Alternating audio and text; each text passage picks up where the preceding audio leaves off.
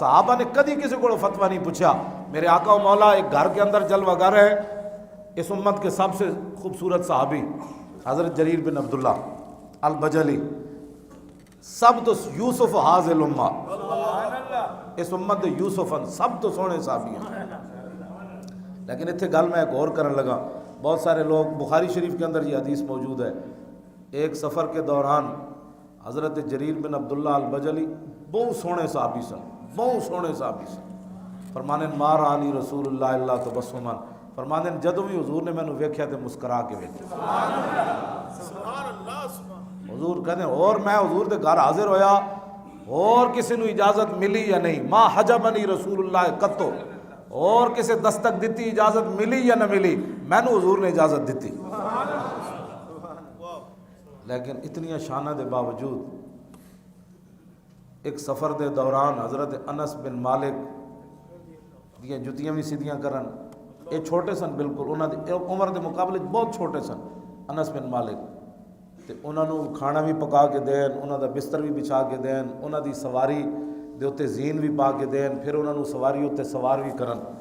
حضور دی ظاہری حیات تو بعد انس بن مالک کمن جی اے کی کر رہے ہو، تسی اتنے وڈے صحابی ہو، تسی جناب وڈے بھی ہو، تہاڈی داڑھی بھی چٹی، میں تے اجے جوان ہاں، اے تسی کی کر رہے ہو بادشاہ، انج نہ کرو، انج اسی واسطے ممتاز قادری دا اسی نہ اس واسطے لیندے ہاں، ایویں لوکاں دے ڈھڈ وچ درد پوندا ہے. تے حضرت جریر بن عبداللہ البجلی فرمایا اوے انس بن مالک کو میں تیری تاں خدمت کردا تو رسول اللہ دی جی خدمت کردا، اور میں تیریاں تاں جتیاں چکتا تو رسول اللہ دے نالین پاک جو چکے نہیں آ.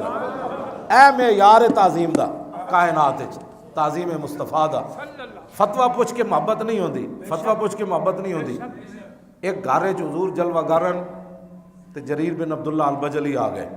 اے میں آداب دسن لگا. جریر بن عبداللہ البجلی آئے تے او کمرہ بھرے ہوئے سی، تے ہن جریر بن عبداللہ البجلی انج نہیں کیتا یار تھوڑی جی ماوی جگہ دینا اندر، او دروازے ہوتے باہر زمین ہوتی بہ گئے. اے آداب ہوندے محفل دے، ہاں جی یہ محفل دے آداب ہوندے. جی اگے آنا ہے تو پھر پہلے آؤ، یہ نہیں بھی لوگوں دیاں گردناں پھلانگو. ویسے بھی حضور نے بڑا سختی نال فرمایا. ایک صحابی آ رہے سن جمعے والے دن انج گردناں پھلانگتے، حضور نے فرمایا آنا ہے تو آز ہے تا، ایک دیر نال آیا، دوسرا میرے غلاموں دکھ دے رہا اتھی بہ جا. ہاں یہ حضور دا فرمان ہے، یہ ہر چیز دے آداب ہیں. حضرت جریر بن عبداللہ البجلی دروازے ہوتے بیٹھ گئے. کیوں جی؟ تیری ہر ادا پہ ہے جان فدا، مجھے ہر ادا نے مزہ دیا.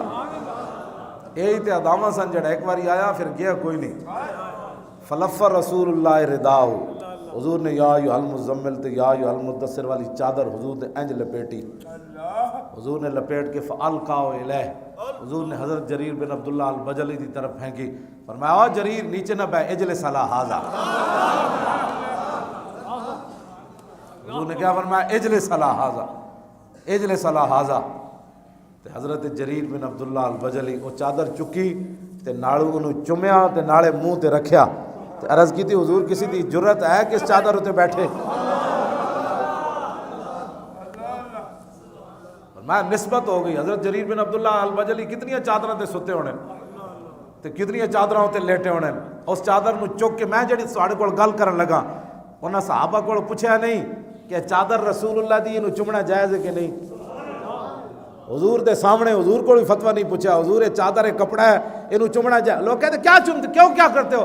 میں کہا جلیا نسبت کو چوما جاتا ہے. ہاں جریر بن عبداللہ البجلی اپنی چادروں کو کدی نہیں سی چومیا. ہاں آج رسول اللہ کی چادر کو اٹھا کر چہرے پر رکھ رہے.